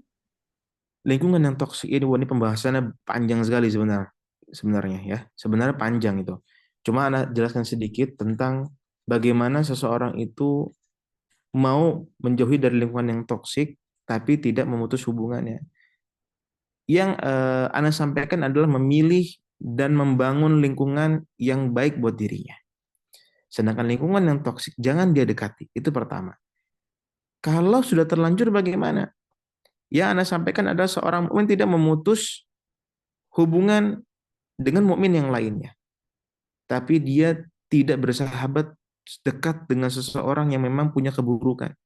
Karena dia khawatir dia akan ditarik kepada keburukan tersebut. As-sahibu sahib, teman itu menarik ya. Wal mar'u dan al mar'u ala dini khalilihi, dan seseorang itu akan mirip dengan agama temannya, teman dekatnya, gitu ya. Dan Nabi juga mengatakan la tusahib illa mu'minan wa la ya'kul ta'amaka illa taqi. Janganlah berteman ya, janganlah kau temani seseorang berteman kecuali dengan orang yang bertakwa, dan jangan makan makananmu kecuali orang afan la tusahib illa mu'minan, jangan berteman kecuali dengan seorang yang mukmin, dan jangan makan makananmu kecuali orang yang bertakwa, ya. Ini banyak sekali dalam hadis-hadis Nabi semua tentang rambu-rambu seseorang itu dalam bersahabat, ya. Tentu kalau berteman, kita berteman dengan semuanya, ya. Jangan ada yang kalian musuhi, jangan. Selama dia mukmin, kan ketika dia berbuat salah, tolong dia. Jangan dimusuhi, jangan dibuang, jangan ditendang, ya. Makanya Nabi bersabda, unsur akhaka zaliman aw madluman. Dan ketika zalim itu maksudnya seperti apa? Tolonglah temanmu ketika dia berbuat zalim, jangan sampai dia terjerumus lebih jauh lagi dalam kezalimannya. Kalau kalian punya kemampuan untuk merubahnya dengan tangan, dengan lisan, lakukan. Tapi kalau tidak bisa, ya sudah dengan hati minimalnya. Jangan berteman dengan orang-orang yang seperti itu, dan jangan ikut dalam kelompok-kelompok yang seperti itu. Ntar lama dikit-dikit ke kafe, dikit-dikit lama-lama ke bioskop. Jangan seperti itu, ya. Dan bagaimana kalau terlanjur dalam lingkungan toksik, tapi udah nggak bersama lagi, tapi meninggalkan bekas luka, ya. Seorang mukmin harus bisa memaafkan. Maafkanlah dia, nggak boleh dendam, ya. Dan insya Allah nanti akan dari dia memaafkan temannya, mungkin itu di antara dia sebab dia akhirnya dihapuskan dosa-dosanya sama Allah, ya. Seseorang yang dizalimi itu insya Allah kalau dia memaafkan temannya, ya, kalau misalnya dia nanti di akhir kiamat nanti ternyata temannya tersebut memang tidak bertaubat kepada Allah dan terus menzaliminya, terus mengganggunya, terus memberikan toksik padanya. Ya kalau enggak pahalanya ditransfer kepada kita atau dosa kita ditransfer kepada dia, ya. Jadi tidak perlu dendam kepada teman, apalagi kalau dia berbuat zalim, maafkan. Ya, karena Allah Maha Pemaaf, ya. Allah Maha Pemaaf insya Allah. Dengan begitu insya Allah hati kita akan tenang biidznillah.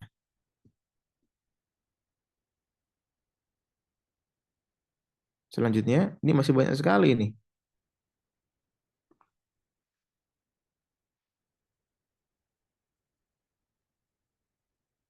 Saya baca.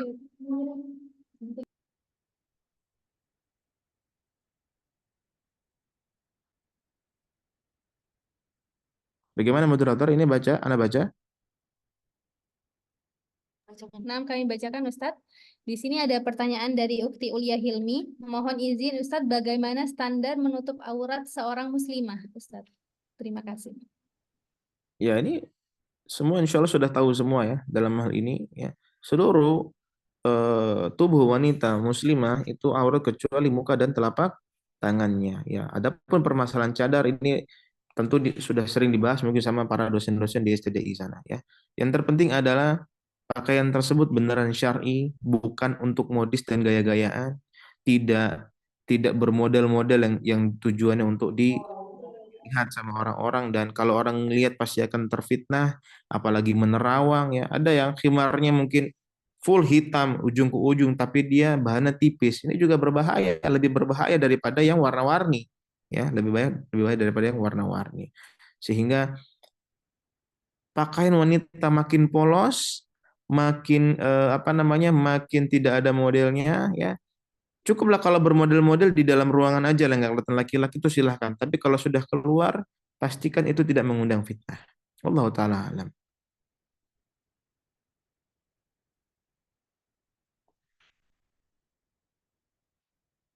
Baik, mungkin ini pertanyaan yang terakhir, Ustadz, karena waktu sudah malam.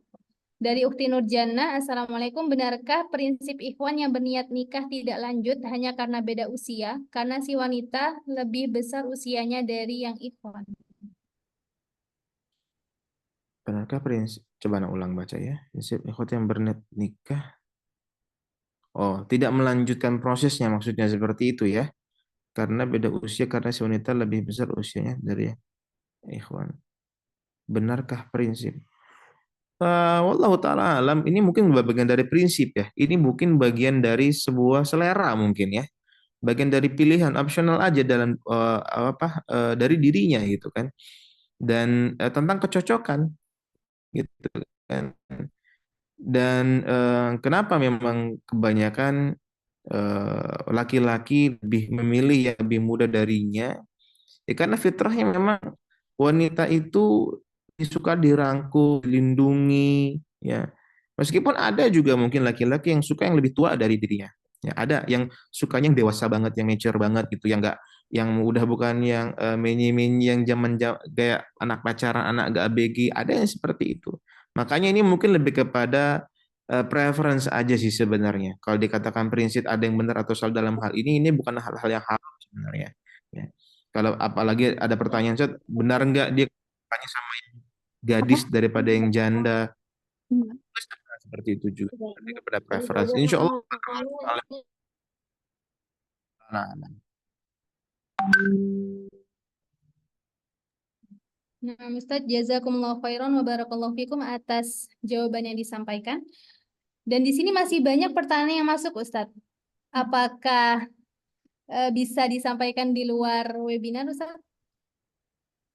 absyir, absyir. Insya Allah nanti jawab. Nah, Sedikit aja nanti. bagi seluruh peserta yang masih memiliki pertanyaan, silahkan nanti dikirim pertanyaannya di grup, kemudian nanti panitia akan meneruskan ke Ustadz, dan ketika sudah ada jawaban dari Ustadz, akan kami share jawabannya di grup. Baik, Alhamdulillah, selesai sudah sesi pemaparan materi serta tanya jawab. Terima kasih atas antusias dan partisipasi teman-teman semua. Tak lupa kami mengucapkan jazakumullah khairan kepada Ustadz Fadli Ikram, LCMA, dan Ustadz Musyafiq Usman BA atas materi yang disampaikan. Semoga ilmu yang disampaikan dapat bermanfaat untuk kita semua. Tanpa mengurangi rasa hormat, kami persilahkan kepada Ustadz Musyafiq Usman dan Ustadz Fadli Ikram untuk meninggalkan ruang Zoom.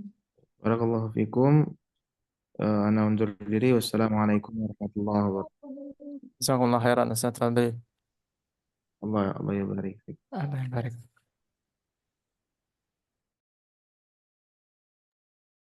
Untuk para peserta, diharapkan jangan keluar room dulu karena akan dibagikan link berupa absensi dan kuis.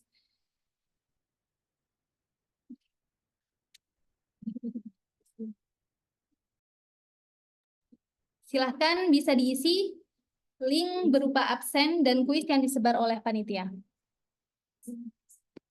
Dan kami mengingatkan kembali kepada teman-teman bahwa ada 5 hadiah menarik untuk peserta terpilih yang membuat resume materi berupa postingan Instagram, boleh berupa poster, boleh berupa reels, dan itu teman-teman upload di Instagram dan silahkan tag @nukta_learnfik. Ketentuan lebih lanjut bisa teman-teman cek di grup yang akan di-share oleh panitia.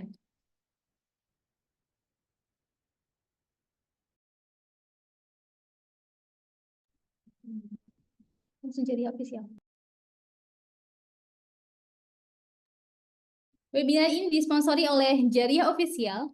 Jariah Official menjual berbagai aksesori muslim seperti tote bag, tumbler, poster, wall decor, dan aksesori lainnya. Silahkan teman-teman bisa cek Instagramnya @jariahofficial. Jangan lupa di-follow ya teman-teman. Dan kabar gembira bagi teman-teman bahwa seluruh peserta webinar mendapatkan diskon membeli barang di Jariah sebesar 20%. Ya, jadi boleh setelah ini teman-teman bisa langsung cek IG-nya dan bisa langsung follow. Kemudian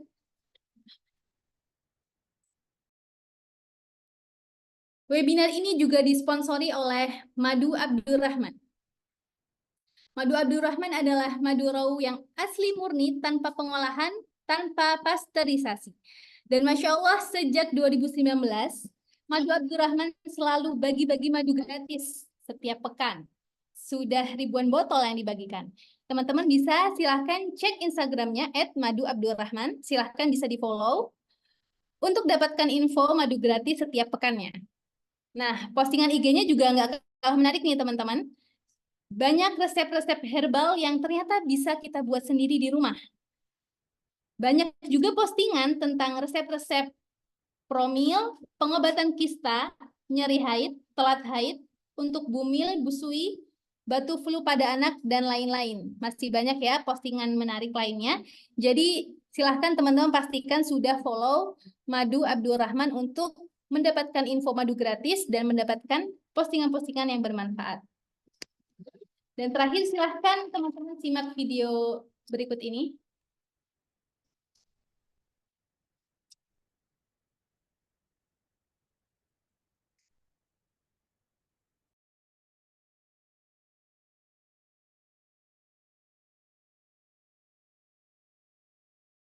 Beli madu tapi nggak yakin dengan kemurniannya. Sudah dapat madu murni tapi bingung dosis yang tepat mengkonsumsinya. Atau ada keluarga yang sakit tapi belum ada rezeki untuk dokter? Semua jawabannya ada di Madu Abdurrahman. Madu Abdurrahman menjual madu murni rauhani tanpa pencampuran dan tanpa proses apapun. Biiznillah, sejak 2019 sudah terjual lebih dari 20.000 botol dengan ribuan testimoni. Di Madu Abdurrahman, kakak akan kami bantu untuk bisa menggunakan madunya secara tepat. Bahkan kakak bisa lihat di Instagram banyak resep-resep herbal yang ternyata bisa kita buat sendiri dari rumah, seperti promil, pengobatan kista, nyeri haid, telat haid, untuk bumil, busui, batuk flu pada anak, dan lain-lain. Dan alhamdulillah sejak 2019 Madu Abdurrahman selalu bagi-bagi madu gratis. Sudah beberapa tahun kontinu setiap pekan di Instagram Madu Abdurrahman. Hingga total sudah ribuan botol yang kami bagi-bagikan. Yuk pilih Madu Abdurrahman sebagai suplemen alami keluarga kita.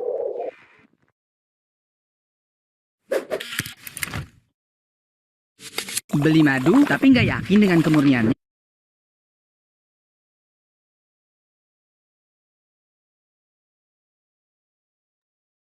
Alhamdulillah, kita telah sampai di penghujung acara. Kami, sebagai panitia, mohon maaf sebesar-besarnya atas kekurangan kami dalam menyelenggarakan acara ini. Kami ucapkan terima kasih kepada para peserta atas antusias dan partisipasi yang luar biasa. Akhirul kalam, wassalamualaikum warahmatullahi wabarakatuh.